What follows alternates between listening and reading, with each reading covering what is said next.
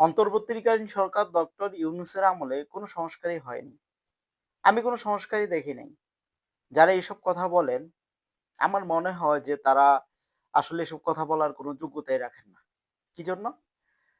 রাজনীতি কাকে বলে তারা বুঝে না। রাষ্ট্রীয় ব্যবস্থা কাকে বলে তারা বুঝে না। আন্তর্জাতিক ব্যবস্থা কাকে বলে তারা বুঝে না। অর্থনীতি ব্যবস্থা কাকে বলে তারা বুঝে না।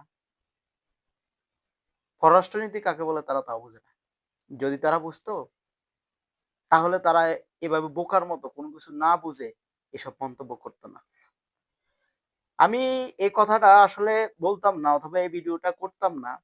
অনেকে এসব কথা বলে সামাজিক যোগাযোগ মাধ্যম হোক অথবা যেকোনো যোগাযোগ মাধ্যমে হোক। তো আমি তাদের কথার উত্তর দেওয়ার জন্য মূলত আজকে এসব কথা বলতে আসছি। তো আমি আজকে আপনাদেরকে শর্ট ভাবে বুঝাই দিব যে কিভাবে সমস্যাগুলো হচ্ছে সারা বাংলাদেশে। প্রথমত ধরেন আমরা শিক্ষা ব্যবস্থার কথা বলি। বিবর্তনবাদ, নানান রকম উদ্ভট তথ্য, শিক্ষার্থীদের ব্যাঙের নাচ, এই সমস্ত নানান রকম উদ্ভট জিনিস যে আমাদের শিক্ষাঙ্গনে ঢুকছিল, অটো পাস,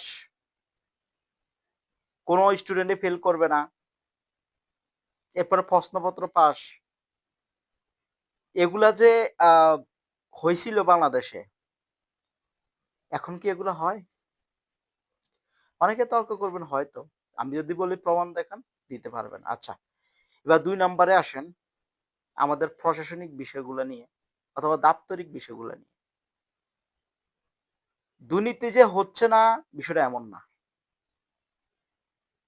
প্রশাসনিক কাঠামোগুলো যে একবারে আপনার শক্তিশালী বিষয়টা এমনও না। কিন্তু আপনি গত ২ বছর অথবা ২.৫ বছর আগেরকার দাপ্তরিক যেই কাঠামো অথবা আমাদের প্রশাসনিক যে কাঠামোর দিকে তাকান আর বর্তমানের দিকে তাকান, অনেক পার্থক্য খুঁজে পাবেন। আপনি এখন একটা সরকারি অফিসে গিয়ে ২ টা কথা বলতে পারেন। দুর্নীতি হয়। কিন্তু যারা দুর্নীতি করে, অবাধ দুর্নীতিটা এখন আর হয় না। এবার পুলিশ স্টেশনে গেলে অবশ্যই পুলিশ আপনার কথা শুনবে। সবকিছু যে পিওর এমন না। কিন্তু কতটুকু ডেভেলপমেন্ট হইছে শুধু একটু সৎ থিংকিং এর মাধ্যমে আপনি চেষ্টা করেন, বুঝতে চেষ্টা করেন। মানুষ জাদু জানে না। ডক্টর ইউনূস বাঙালি জাতির জন্য